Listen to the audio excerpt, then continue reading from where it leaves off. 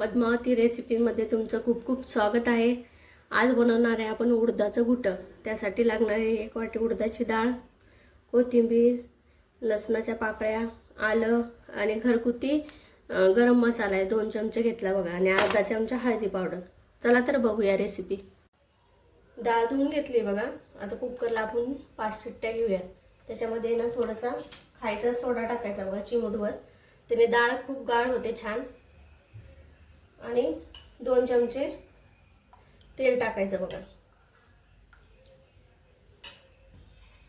चला तर लावून घेऊ आपण कुकर।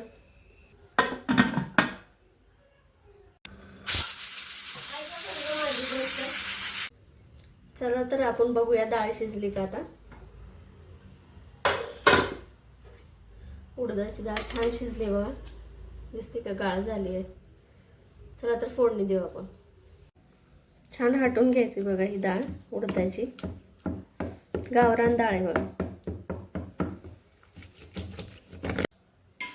1 मोठा चमचा भरून तेल टाकूया आपण। एवढं तेल टाकलंय। तेल छान तापू द्यायचं।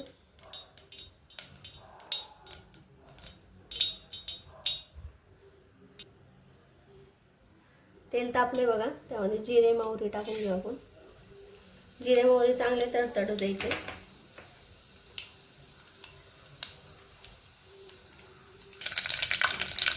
चांगले तडतडले बघा जिरे मोहरी। आलं लसूण कोथिंबीर पेस्ट करून घेतली बघा।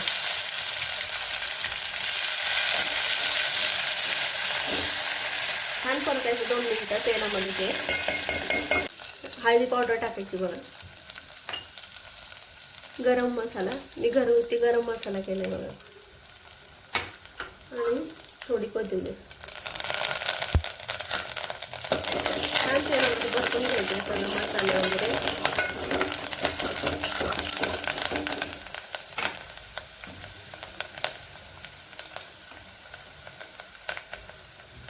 त्या उडदाची डाळ हटवून घेतली आपण, आता ते टाकून घेऊया।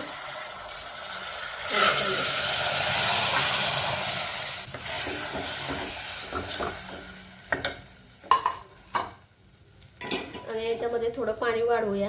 पाणी टाकताना कधी पण गरम पाणी टाकायचं। चवीनुसार मीठ घालायचं बघा आणि छान उकळू द्यायचं बघा। 10 मिनिटं उकळी छान येऊ द्यायची बघा। उकळलं आहे बघा उडदाचं घुटं। त्याला घुटं पण म्हणतात आणि वरण पण म्हणतात उडदाचं। चला तर वाढूया।